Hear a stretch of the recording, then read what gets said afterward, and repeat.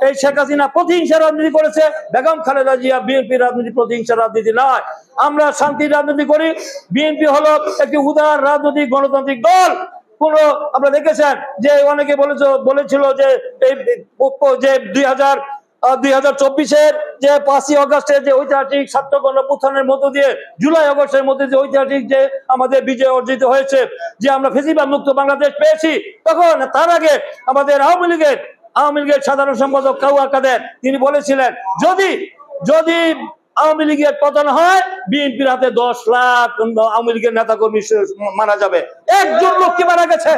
একজন লোক আহত হয়ে মারা গেছে। কারো বাড়িতে আগুন দিচ্ছেন, কারো হামলা করা হয়েছে। আমাদের রশিদি দেখেন, একজন আওয়ামী লীগের নেতা বাড়ি ঘরে হামলা করা হয়েছে, গুলি করা হয় নাই। বিএনপি অন্যায় করে না, বিএনপি সন্ত্রাসের রাজনীতি করে না, বিএনপি প্রতিহিংসার রাজনীতি করে না। প্রমাণিত বেগম খালেদা জিয়া সেই শিক্ষা আমাদেরকে দেয় নাই। তারা বলছেন যে পিয়ার না হলে, সংস্কার এবং বিচার না হলে তারা নির্বাচনে যাবেন না, তারা বয়কট করবেন, বর্জন করবেন। তাদের শুভবুদ্ধি হোক, তারা বিভ্রান্তিমূলক বক্তব্য দিয়ে দেশে গোলাপানিতে মাছ শিকার করে দেশে অস্থিতিশীল পরিস্থিতি সৃষ্টি করে নির্বাচনকে বানচাল করতে চায়। আগামী ফেব্রুয়ারি মাসে যে অন্তর্বর্তীকালীন সরকারের যে আমাদের প্রধান উপদেষ্টা ডক্টর মোহাম্মদ ইউনূস তিনি ঘোষণা দিয়েছেন আগামী বছরের ফেব্রুয়ারির মাঝামাঝি জাতীয় নির্বাচন হবে। সেই নির্বাচনের ব্যাপারে আপনারা কি প্রস্তুত আছেন না? নির্বাচন জনগণের যারা ভোট দেয় সেই তো ক্ষমতায় যাবে নাকি?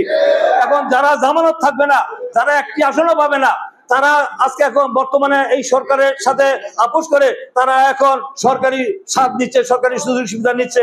যদি নির্বাচন হয়ে যায় তাহলে তাদের পত্রপাঠ বিদায়। তাই তারা এই ধরনের গোলাবানিতে মাছ শিকার করার জন্য জনগণ যেখানে 16 বছর ভোট দিতে পারে নাই, এই ভোটের মাধ্যমে জনগণের সরকার প্রতিষ্ঠা করার জন্য যারা সরকার উদ্যোগ নিয়েছে, আমরা সরকার অভিনন্দন জানিয়েছি। লন্ডন বৈঠকের পরেই শুরু হয়েছে ষড়যন্ত্র। এই যে ষড়যন্ত্র শুরু হয়েছে, যারা করতেছেন তারা জামানত থাকবে? যারা করতেছে তাদের জনগণ আসেন, ভোটে আসেন, জনগণ যদি চায় আমরা মেনে নিব। কিন্তু আপনার ভোটে না এসে আবল তাবল তারা অযৌক্তিক কথা বলে আপনারা তালবাহানা করে আপনার নির্বাচনকে প্রলম্বিত করবেন, দীর্ঘায়িত করবেন, বানচাল করার ষড়যন্ত্র করবেন। বাংলাদেশের মানুষ যেমন পাথরের মতো শক্ত, আবার কাদার মতো নরম। আগামী দিনে আপনাদের এই সব ষড়যন্ত্রের বিরুদ্ধে জনগণ কিন্তু ঐক্যবদ্ধ হবে, নির্বাচন হবে, জনগণের সরকার প্রতিষ্ঠা হবে। আমি মনে করি বেগম খালেদা জিয়া যে লড়াই করেছেন, সংগ্রাম করেছেন, তারেক রহমান এই প্রজন্মের যে ভূমিকা রেখেছেন, তারেক রহমানের বিরুদ্ধে তারা আজকে কথা বলার দুঃসাহস দেখায়। যে তারেক রহমান যদি এই বিষয়ে যদি দীর্ঘ 16 বছর তিনি 24 ঘন্টার মধ্যে 18 ঘন্টা দেশের জন্য সময় দিয়েছেন। তিনি দেখেছেন কিভাবে তিনি যে বলেছেন যে কদিন আগে দেখছেন কি কথা বলছেন, সেই মানুষকে যে এই যুব সমাজকে, ছাত্র সমাজকে, তরুণ সমাজকে উজ্জীবিত করেছে। তারেক রহমানকে ঠেকানোর জন্য, বিএনপিকে ঠেকানোর জন্য অনেক চক্রান্ত করছে। যারা করতেছে আমাদের একটা ওয়ার্ড কমিটির সমান কি তাদের জাতীয় কমিটির অবস্থা আছে, কেন্দ্রীয় অবস্থা?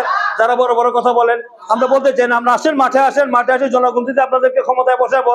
আমরা তো জানি এই যে তথাকথিত ধর্মান্ধ ইসলামিক দল কিছু আছে, নাম বলতে চাই না, এবং যারা এনসিপি আছেন, যারা ওই ডাকাতির মামলায় ঘটনায় আজকে ওই যে স্বামী আক্তার না কি সাবেক আওয়ামী লীগের এক মহিলা, গুলশানের মহিলা, আজকে তো বর্তমান কোন এক অ্যাডভাইজার, নাম বলতে চাই না, সে অ্যাডভাইজারের নাম আসছে।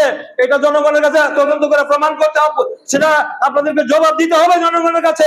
এই ডাকাতির পিছনে কারা জড়িত এবং কারা অপকর্মগুলি করতেছেন, কারা বড় বড় হোটেলে যান, কারা বড় বড় ব্যবসার মধ্যে ডিল করতেছেন, কারা ট্রান্সফার নিয়ে ব্যস্ত, এগুলো মানুষ জানে। কারা চাঁদাবাজি করেন এবং কারা ওই দিন দেখলাম, গতকালকেও দেখলাম জামাতের এক নেতা হুঙ্কার দিচ্ছে যে সেখানে ভোট না দিলে যান নিয়ে কেউ ঘরে ফিরতে পারবে না। জামাতের এক নেতা ফেসবুকে দেখলাম, দেখেন নাই? এখন তারা এই ধরনের হুমকি দিয়ে দেশে একটা অস্থিতিশীল পরিস্থিতি সৃষ্টি করে তৃতীয় শক্তি আনতে চায়। দেশে আবার জরুরি অবস্থা আসুক, দেশে আবার ফ্যাসিস্ট শাসক, স্বৈরাচারী আসুক, আবার আওয়ামী লীগের পুনর্জন্মকে আপনারা কি চান? যদি না চান তাহলে ঐক্যবদ্ধ হতে হবে। ঐক্যবদ্ধভাবে সকল চক্রান্ত ষড়যন্ত্র রুখে দিয়ে আগামী ফেব্রুয়ারি নির্বাচন বাংলাদেশে হবে, যেই জন্য বেগম খালেদা জিয়া দীর্ঘদিন লড়াই করেছেন, সংগ্রাম করেছেন, একটি গণতান্ত্রিক সরকার জন্য, জনগণের সরকার জন্য। জনগণ যাকে ভোট দিবে, নির্বাচিত করবে, তারাই আগামী দিনে দেশ পরিচালনা করবে। বিএনপিকে যদি জনগণ ভোট দেয় আপনাদের কোনো সমস্যা আছে? জনগণ যে বিএনপিকে চায়, আমরা যে জনগণের জন্য কাজ করে থাকি, একমাত্র রাস্তা তো ভোট ছাড়া কোনো বিকল্প আছে?